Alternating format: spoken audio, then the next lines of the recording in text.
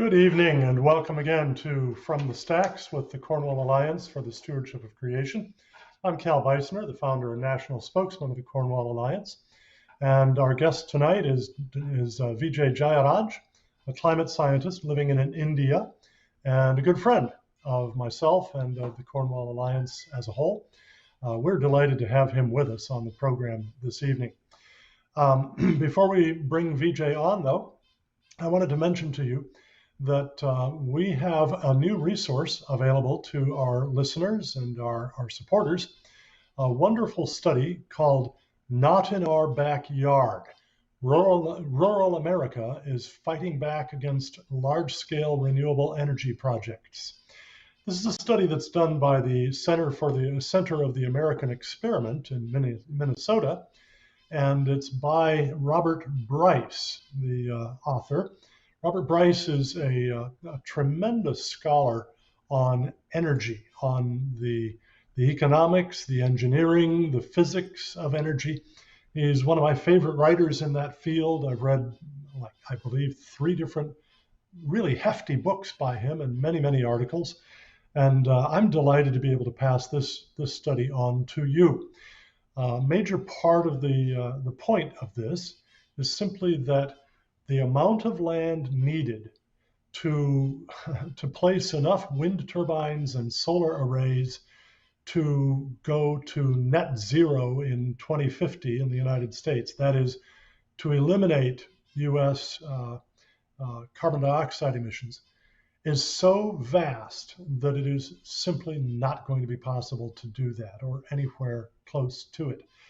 This is a wonderful study, and so throughout the month of August, as our way of saying thank you when you donate any amount, no matter how small, it'll be 100% tax deductible, we'll be delighted to send you a copy of this. All you need to do is to go to cornwallalliance.org, click on the donate button, and then as you fill out the donation form, when you come to the comments field, just simply write in promo code 21-08 or the title, Not in Our Backyard, and we'll be glad to send you a free copy of this. So, demands for urgent and rapid transition from fossil fuels, coal, oil, and natural gas, to renewables, wind and solar energy primarily, to fight climate change, come almost entirely from the world's wealthiest countries. There are a few small developing countries that mimic those demands, largely because they think that they're going to stand to benefit financially from a redistribution of wealth from the West to the rest. But the largest nations in the developing world, China, India, countries in Africa and the like, Nigeria, Ethiopia, and so on. These countries are quite opposed to the notion that we have to cut back on fossil fuels because they see those as absolutely indispensable to their rising out of poverty. They realize that they need to do the same thing that happened in developed countries, namely using fossil fuels for the abundant, affordable, reliable energy indispensable to rising and staying out of poverty. Our guest tonight, Vijay Jayaraj, is a climate scientist living in India and a good friend of mine. We've been friends for, what is it now, Vijay, about 10 years or so. Ever since you wrote to me back when I think you were still a student in your graduate program at the University of East Anglia in environmental science, and you had seen some of what the Cornwall Alliance had published about climate change. And there you were studying climate science and climate change right in the hotbed of climate alarmist climate science. The University of East Anglia, the Climatic Research Institute, the Climate Research Unit, CRU. Anyway, thank you for helping me on that. So we've built a friendship over a little more than 10 years now. And just give us a little quick background on yourself, and particularly what first got you aware of the Cornwall Alliance and wanting to work along with us. Thank you, Cal, for providing me opportunity to share my thoughts with your viewers. I'm basically from India, so I grew up here. But then for to do my masters in environmental sciences, I joined University of East Anglia in England, and that's when I was introduced to the world of climate change and the politics of climate change per se.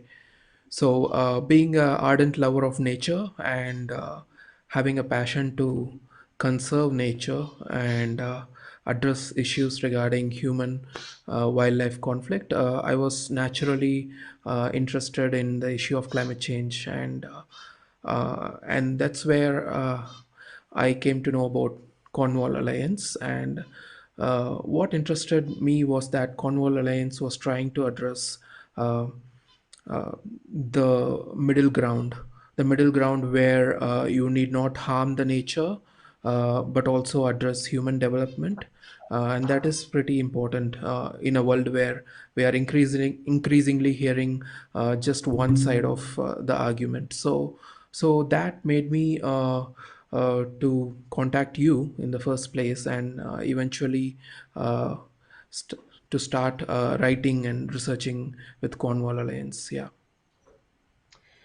Yeah, and I'm so glad you did that. It's been really helpful to us to have your insights, because you bring not only the insights of a climate scientist, trained climate scientist, but also the insights of a very committed Christian, a servant of Jesus Christ, who wants to glorify Christ in all that you do, in all of your work.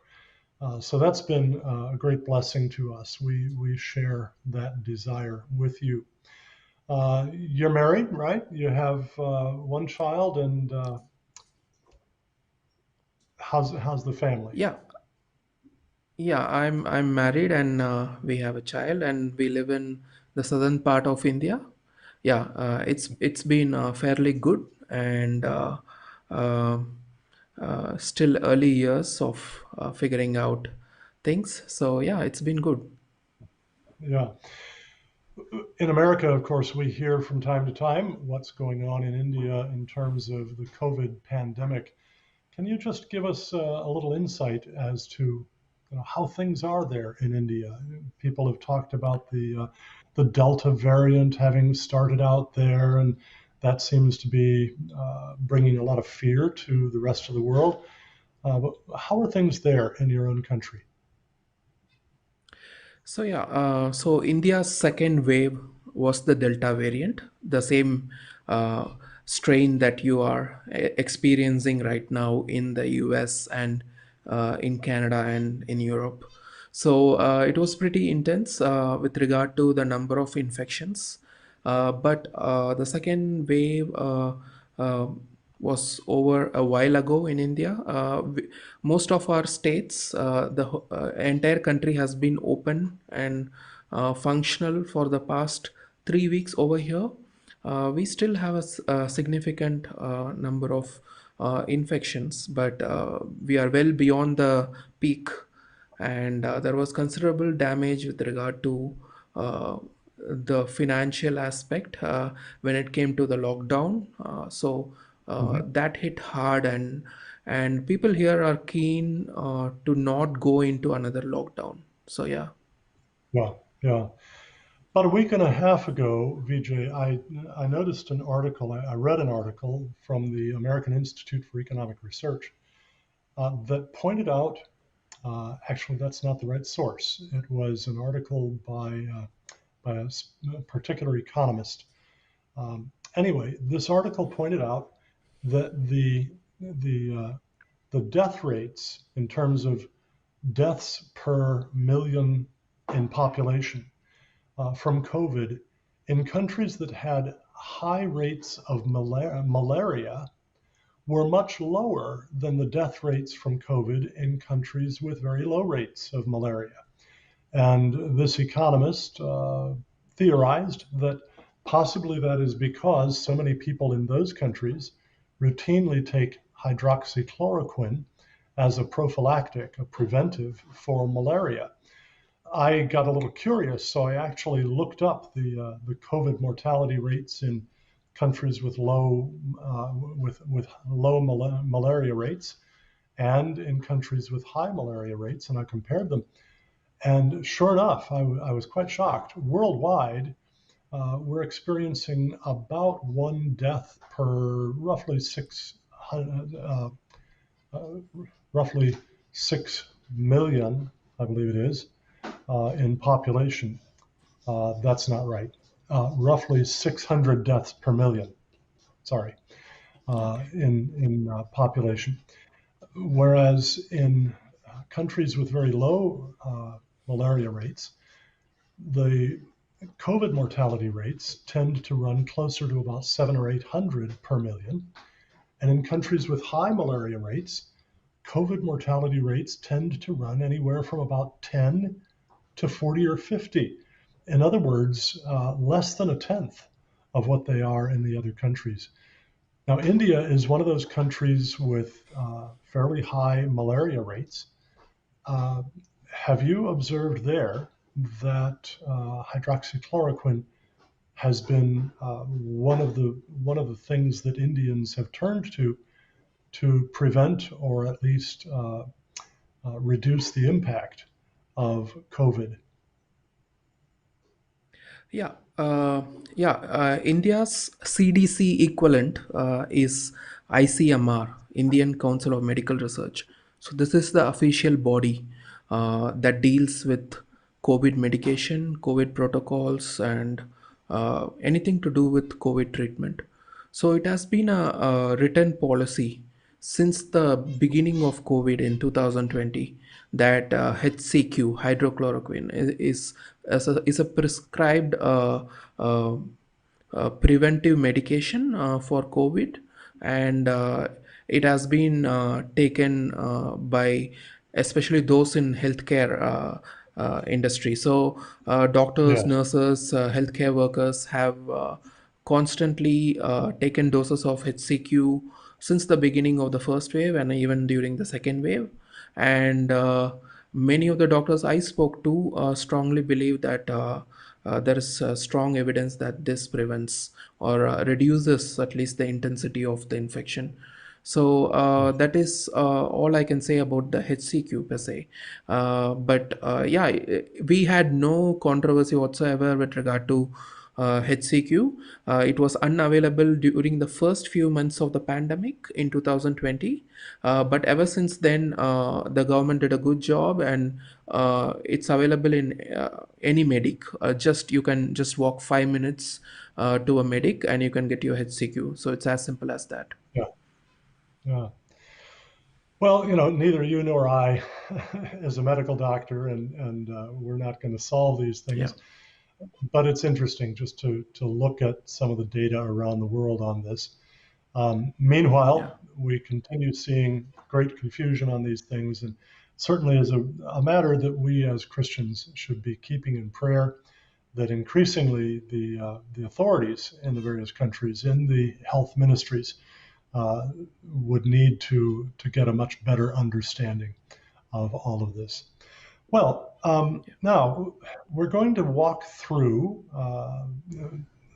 for our viewers a number of different articles that you've had published recently, typically writing for the Cornwall Alliance, although you write for other organizations too. You write for the Global Warming Policy Foundation in England. You write for the Heartland Institute in Chicago, Illinois. You write frequently for us, more frequently for us. And we're just glad to be able to have your work with us. So we're going to try to walk through some of those and just familiarize people with the kinds of subjects that you've been addressing in the last about a month and a half or 2 months. And we're going to start with one that just ran a couple of days ago in the periodical American Thinker. and it's called "Is Earth Actually Getting Hotter?"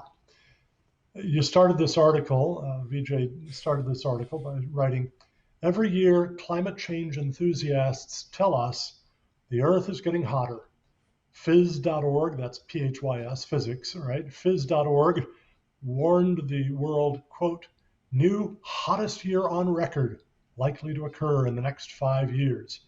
C2ES, another website, informed readers, it's certain the Earth is getting warmer and human activity is largely to blame.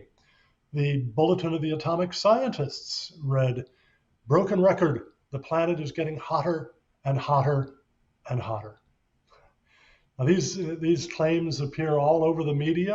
Vijay, uh, what should we think about these? You are an actual climate scientist, trained in England and Canada, and working there in India. What do you make of these things? Well, I think the listeners and those who see this video would agree with me when I say that it's not just every year, every day we hear the same, that the earth is getting hotter. Uh, and they say this year is going to be the hottest, the next year is going to be the hottest, and we are going to face consecutive hot days over the next 7 decades. And that is what we've been told again and again. So, what surprises me is why are not these media uh, open to the idea that climate can oscillate in any direction? Why can't it become colder? So that in itself says that there is a specific agenda, a narrative being promoted and run in the mainstream media, and so that's one of the reasons I wanted to write this article. But it also had two key developments in this year. So one of them is was pointed out by a geologist. So he explained and showed how NASA, which is one of the few organizations that are very central to the discussion and dissemination of information on climate science to the general public. So NASA tried to reduce the warming level in the past years so as to make the current year or or the current years look more warmer than the previous years. So uh, for example, here NASA tried to reduce uh, the warming level that was observed in 2016, which some of our listeners can remember that it was supposed to be the hottest year ever. So, and they made it a little lower than what it was originally was, so as to make the present year, 2020, last year, be much warmer. So this is not something new. The same was done by NOAA, another organization which is central to the dissemination of climate science data. So, so this has been a deliberate ploy.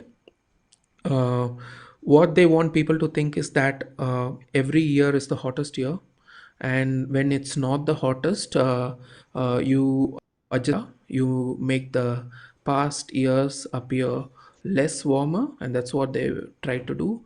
And this most recent gaffe was last month, the one that I just told you about, the NASA one. So Yeah, and I think we also, have. if Uh, I yeah, think we have a couple of graphs related to that we can show, and yeah. as those go up, you can explain those to our viewers. Yeah, so this is this is the graph that I was alluding to. It's global mean temperature estimates and the temperature anomaly beginning from the year. The graph on the right, 1980 to 2020, and if we can move on to the next graph, it zooms in and explains more clearly.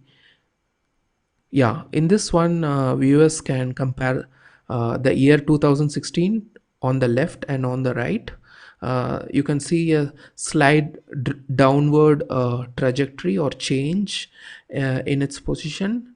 And of course, NASA and other organizations, they give you multiple reasons to shift the data point.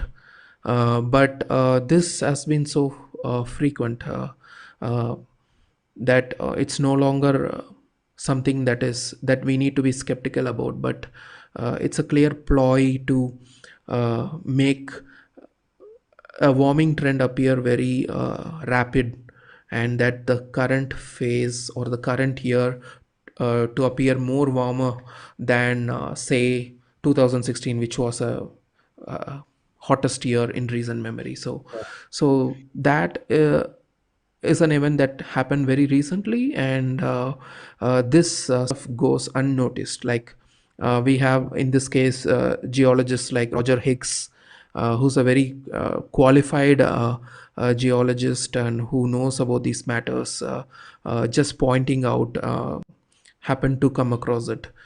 So we do not know how much more. We know the infamous hockey stick.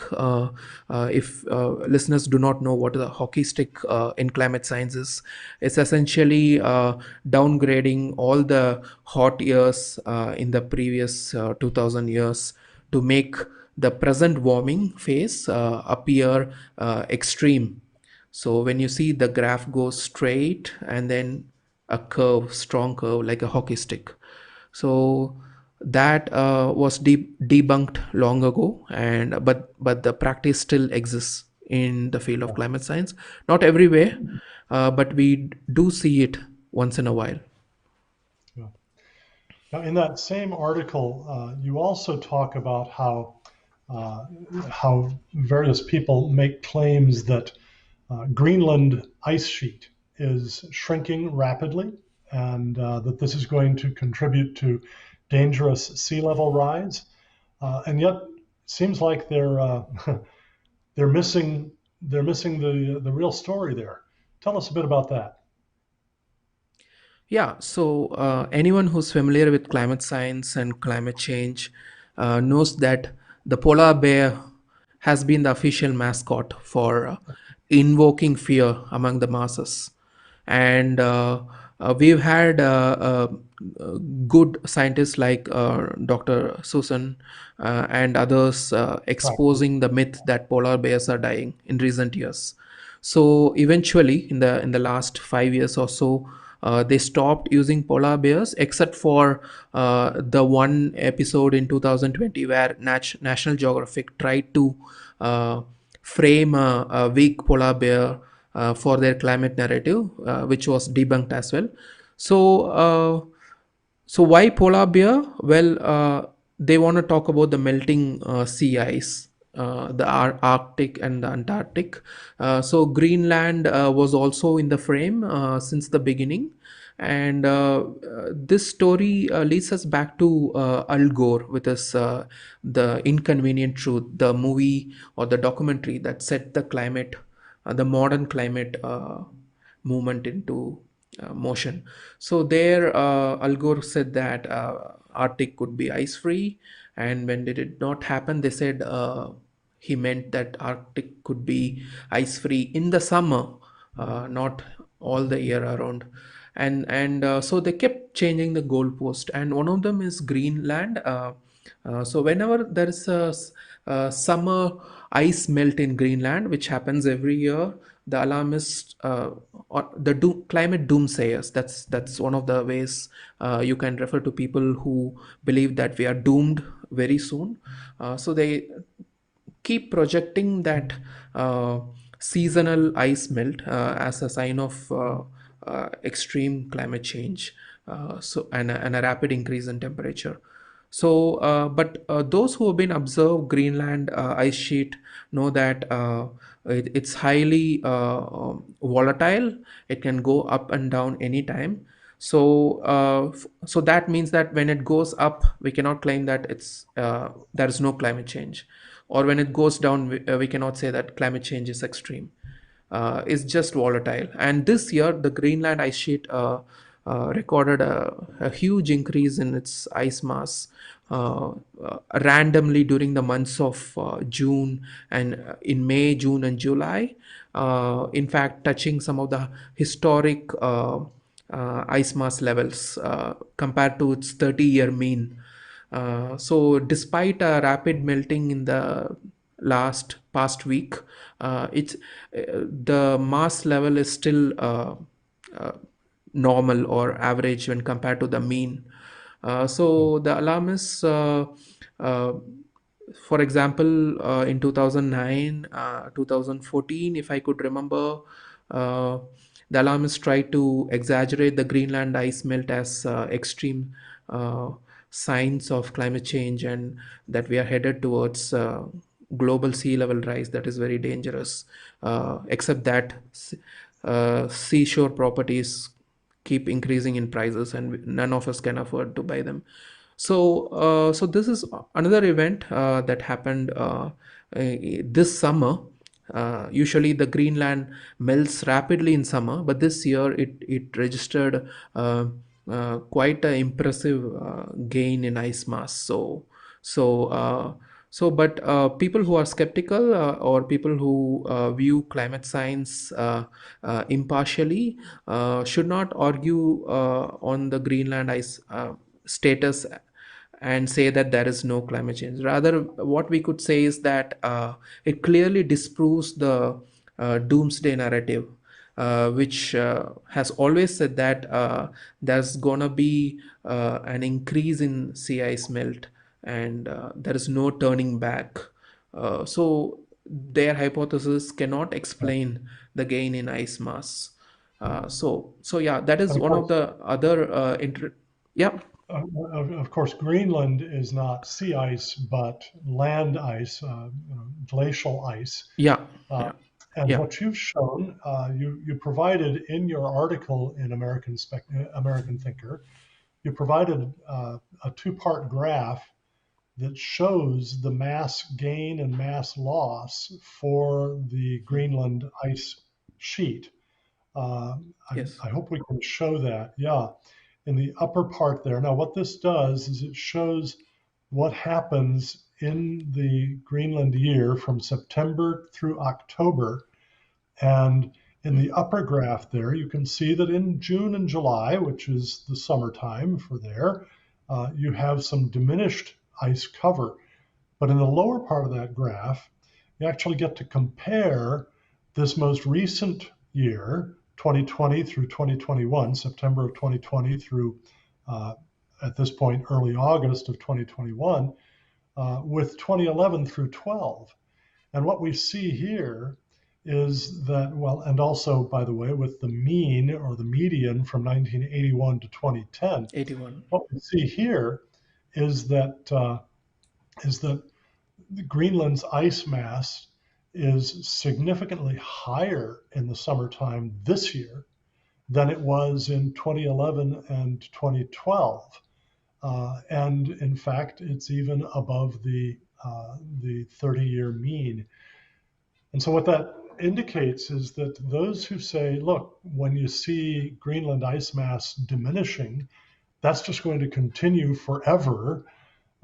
They're ignoring the fact that it can actually turn right around and increase, which is what it has been doing this summer. So, Vijay, what do you make of why these just empirically false claims keep springing up again and again? Yeah, the reason is that when the real world observations when it comes to temperature or sea ice level or s- uh, Greenland ice mass, or we can talk about the rise in sea level, when they do not match the alarmist or the doomsday narrative. I think the people who want the public to be in fear have no option but to come up with models and projections which depict or project a very bleak future. So, that is one of the reasons why the climate models get proven wrong year after year. Likewise, you see them making judgments about the future state of, say, Greenland ice mass, and it does not happen. And they talk about the polar bears shrinking extremely, and the opposite of it happens. Uh, so that is one of the reasons why I believe, because it just keeps the narrative going, and you have to keep uh, coming up with models and adjusting your data to stay ahead of the game, in order to continue to make the people to continue to fear climate change. Okay, in a minute, we're going to switch to your article, Crops Prefer Warming, Not Cooling. Billions of farmers praying for cold weather to stay away. That's an interesting take on the situation. But before we do that, I just want to remind our viewers that for the month of August, as our way of saying thank you when you make a donation of any size to the Cornwall Alliance and ask for it, we will be glad to send you a new study out from the Center of the American Experiment by my friend Robert Bryce, a leading scholar on energy physics, energy engineering, energy economics. This is called Not in Our Backyard. And it's all about how rural Americans are fighting back against large scale renewable energy projects, wind turbines, and vast solar arrays right close to themselves. They're finding all kinds of problems with these. Robert Bryce has done a great job in this study, and it's something that I think you'll want to share with your friends. So if you'd like to receive your free copy of this, just go to cornwallalliance.org, click on the donate button, and then as you fill out the donation form, when you come to the comments field, write in promo code 21-08. That's promo code 21-08, or the title, Not in Our Backyard, and we'll be glad to send you a free copy of this excellent study. Now back to Vijay Jayaraj. Vijay, you wrote an article called Crops Prefer Warming, Not Cooling, Billions of Farmers Praying for Cold Weather to Stay Away. This was published actually on Cornwall Alliance's blog. You started it off this way. Millions of farmers across the world worry about cold spells. They can damage their crops, robbing them of their livelihood. Here's a look into the fact, little discussed, that farmers fear cooling more than warming because of the damage it can cause to both their crops and themselves. And then you tell us that you took a journey across India to document poverty in your country. And as you crisscrossed the predominantly agricultural rural landscapes there in northern India, you observed some pretty interesting things. Tell us a little bit about that. Yeah, in India, the northern part is quite a fertile belt where the river Ganges flows. The state of Uttar Pradesh, it's quite fertile, and it's rich in agriculture. A lot of families there depend on agriculture. Unfortunately, many of these families, we are talking about uh, more than 100 million, are some of the lowest income earners in India. And for them, the success of their agricultural crops are quite important. So one of the biggest fears they have is the crop failure. So the major reason for crop failure in India is the failure of monsoon rainfall. And apart from that, the second, I should not say the second biggest killer, but a significant killer is cold wave, frost bites, and severe cold wave that can happen just in a span of 24 hours, or sometimes over a period of a week. So many of the farmers whom I met in this agricultural belt of India seem to be afraid of cold weather. So when I was meeting them, it was pretty long time back, I was not yet up to mark with my understanding on what impacts the crops more. Just like many others in this world, I was sold out to the mainstream media narrative that climate change kills the crops due to warming and not to cold, and uh, and they do not talk to us about the cold. They just say the warming is unprecedented and it kills the crops. So but then meeting these farmers perspective, and I did a little bit of research, and it turned out that cold kills crops more than ex- uh, uh, uh, uh, let's say a heat wave.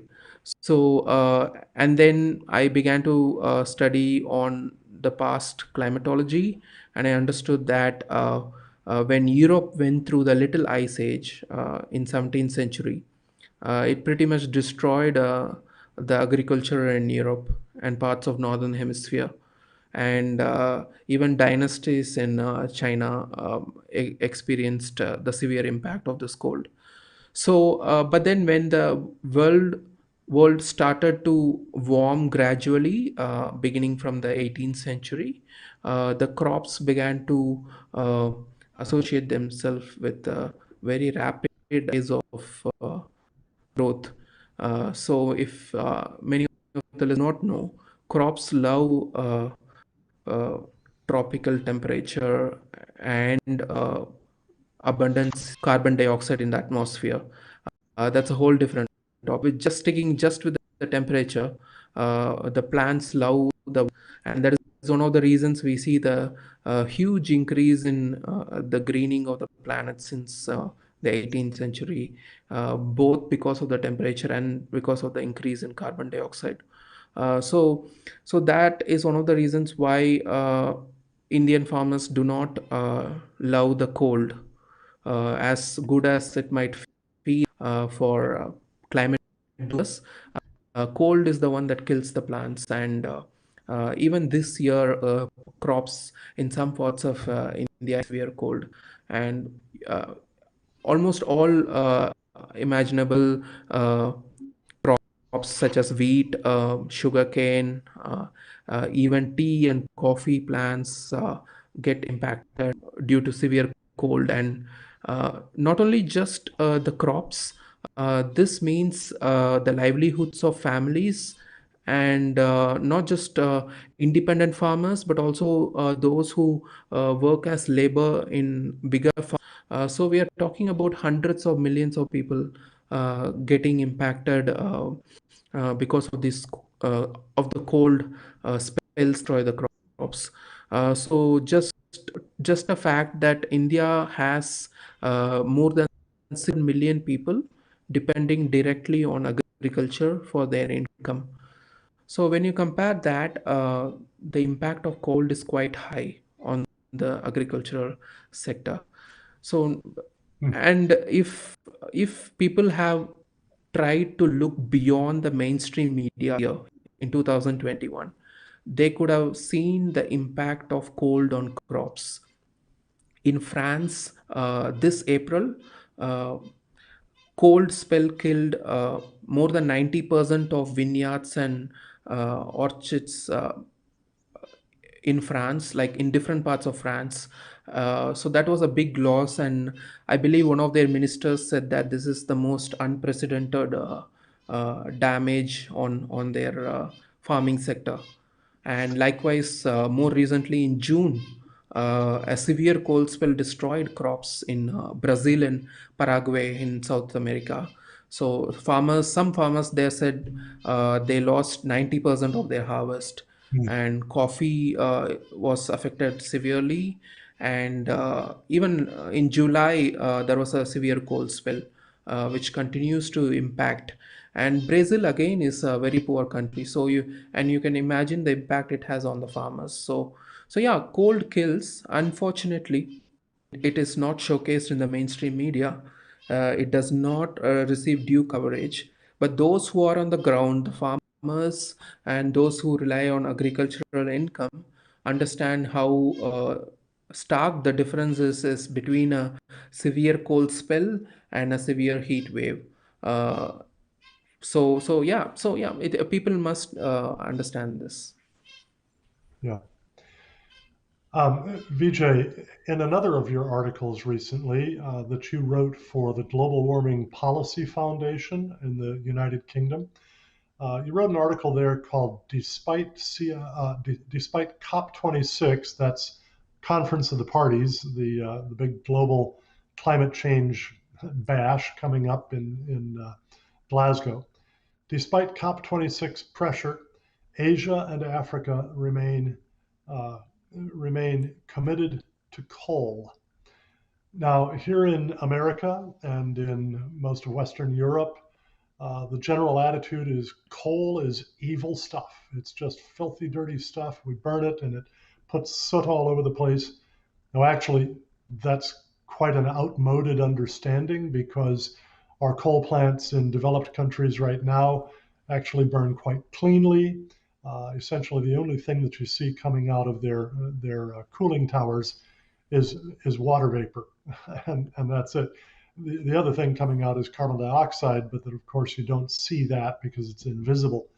But people think of coal as a very dirty fuel in Western countries, and they're trying to vilify it because you get more carbon dioxide per unit of energy generated by burning coal than you do per unit of energy generated by burning natural gas, or for that matter, of course, nuclear or from wind or solar. But you write in this article that China, India, various other countries around the world are by no means turning their backs on coal. Africa, in particular, is is becoming all the more committed to the use of coal for generating energy. Why is that? And what do you see this presaging? What do you see it leading to in the way of global efforts to fight global warming? Yeah, I think to start off with, the one of the challenge with the proposed green transition policies that the Western leaders are trying to impose is that majority of the world depends on fossil fuels for their energy needs. The majority of the primary energy consumption is contributed by the fossil fuels, and coal plays a significant role in that, especially for electricity. And that is one of the big challenges. In no way can renewables replace that. Secondly, if you see, coal is readily available, uh, millions of tons in some of the countries. There are still reserves lasting uh, hundreds of years. I think, for example, Russia has more than 300 plus years of coal reserves still with them. So not only is it abundant, it is also cheap. And as you mentioned, we have modern coal burning technologies that are relatively less polluting. And that tackles the air pollution issue, the ambient air pollution issue. And also, it is a thermal source of energy which is dependable and it's not intermittent, and whereas the renewables are the extreme opposite. Renewables function when they have this right kind of environment. For example, solar cannot function in the night, and wind cannot function when there is no wind, and you cannot predict which days are going to be cloudy, which days are going to rain. You cannot predict when the wind is going to blow and how ideal it would be for the operation of windmills. And the current available storage technologies like battery are not sufficient enough to give the necessary backup to even to a small town, forget big cities. And also we know that in order uh, to make the grid stable, uh, if you are relying on wind and solar, you need to keep your conventional energy sources like coal or natural gas or nuclear continuously running so that whenever there is a downfall or a shortage in the generation from wind and solar, you substitute that from readily available conventional energy sources. So this mechanism by default increases the price of electricity, and that we have witnessed in both California and in Germany, two places that are known as some of the most famous places for green transition, and known widely in the mainstream media for their commitment to renewable energy. So these are some of the downfalls of renewable energy, and how it's literally impossible to for them to substitute the conventional energy sources like coal, even by half. It's quite difficult. So Yeah. this is regarding why coal is quintessential for the energy needs of countries like India, China, Africa, and others. The second reason is that uh, these countries are not viewing fossil fuels in the same way the Western leaders are. For them, they understand that the danger from climate change is not immediate, and they will gain far more from using coal than by avoiding it. It's one of the reasons why they are continually increasing their coal consumption. For example, China, which is the biggest coal consumer, is currently funding 70% of all new coal plants that are being built across the globe, and they are the number one funder of coal technology in South America, Africa, and Eurasia. So that's a lot, and they themselves are building a lot of coal plants. And when you compare that with India, which again has plenty of coal plants, together more than 1,000 coal plants that are actively being funded or beginning to get funded in these countries. So they are not going anywhere away from coal. Rather, they are employing a very unique strategy where they are installing renewables. We do not know why, maybe just to appease their commitments to Paris agreement and the Western leaders. But they are also increasing their coal consumption. And journalists have pointed out that China is not sticking to its promises with regard to carbon emission deadlines, and its 5-year plan is a disappointment to those who seek for China's substantial reduction in coal consumption.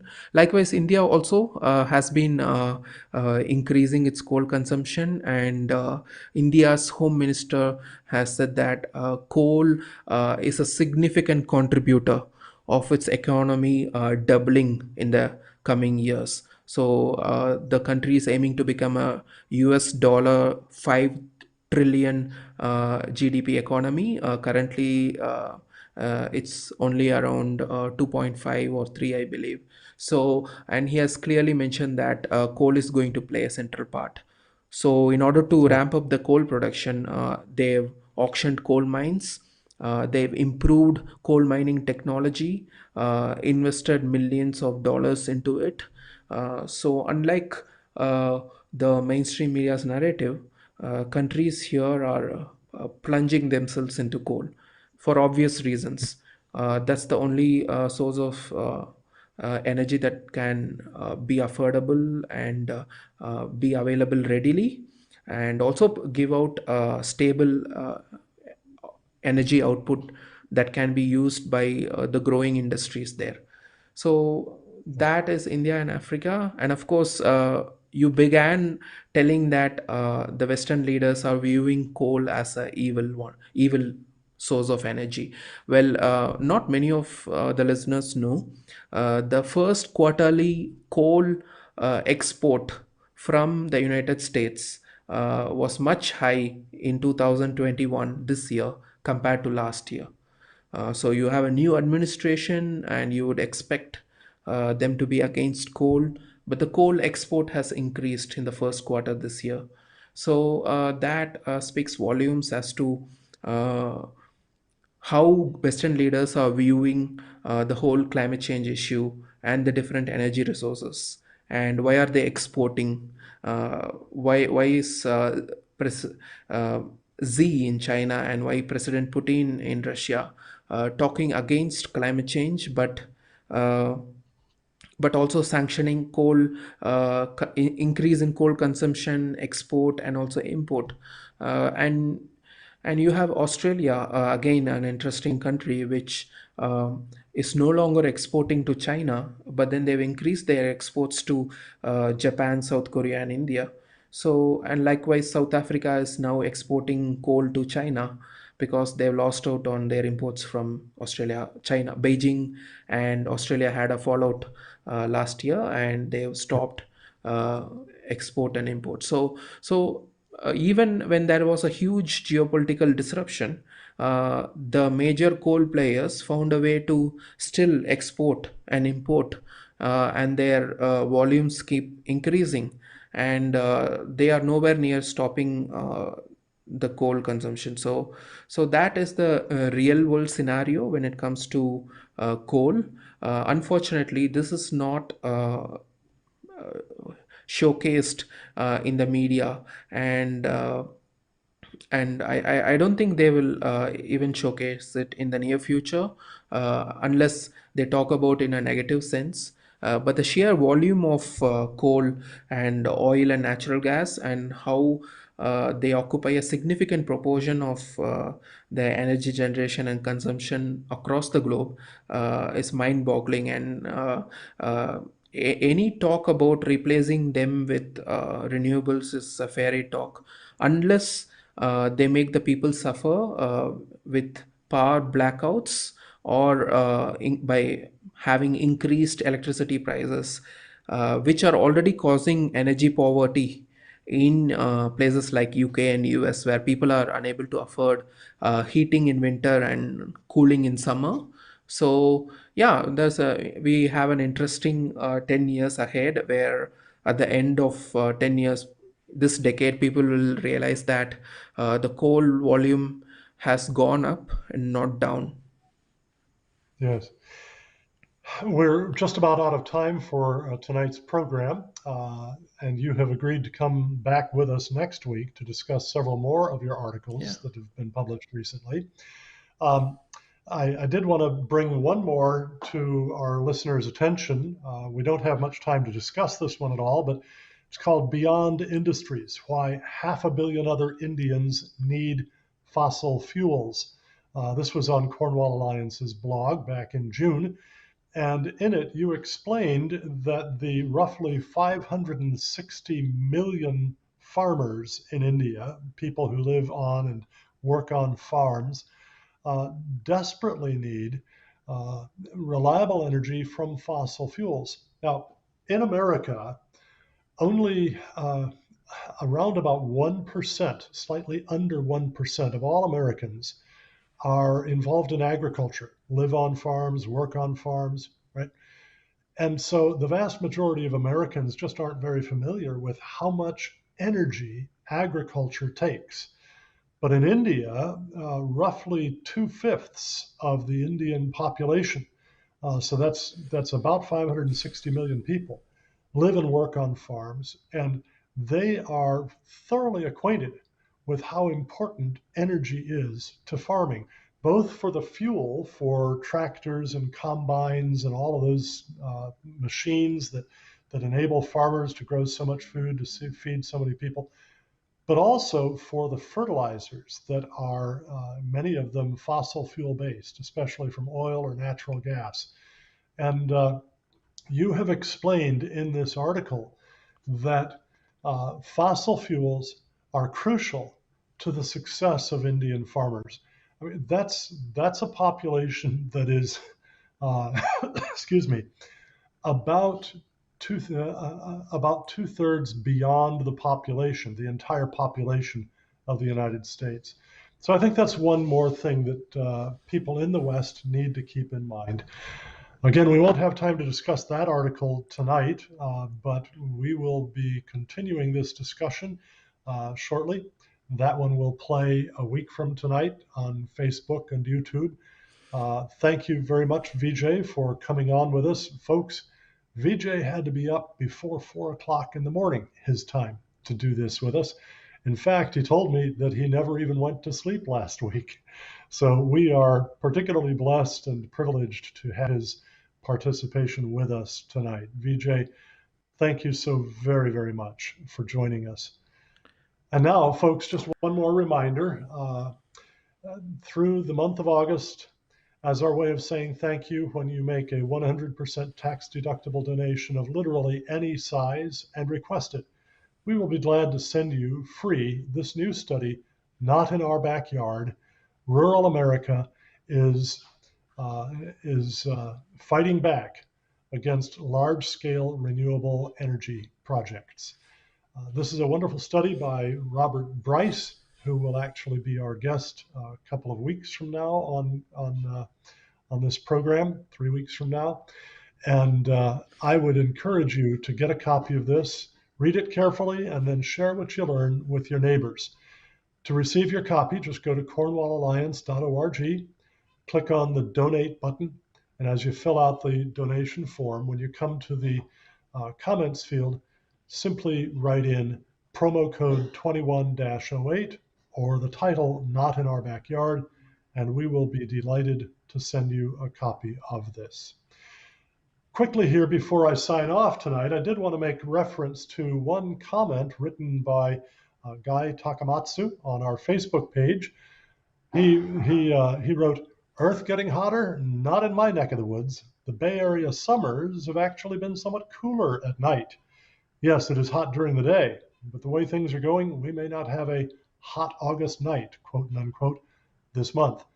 That's a rather interesting issue to discuss because it's actually probable that at least half of the apparent increase in global average temperature over about the last 60 years is attributable not to truly global warming, but rather to urban heat island effect, which happens primarily in the daytime, primarily at night and not in the daytime. In other words, nighttime lows are higher than they used to be, whereas daytime highs are not higher than they used to be. This is an interesting subject, one that I hope that we'll get a chance to discuss sometime in the future. Possibly I'll be able to have Dr. John Christie on the program to discuss his wonderful book about whether, in fact, it's been getting hotter in his hometown of Fresno, California for the past 60, 80, 100 years.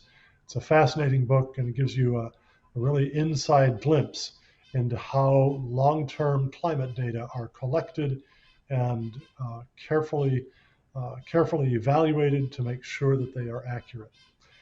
Again, thank you for tuning in tonight for From the Stacks. We appreciate your being with us. Hope that you'll tell your friends about it, and we'll see you next week.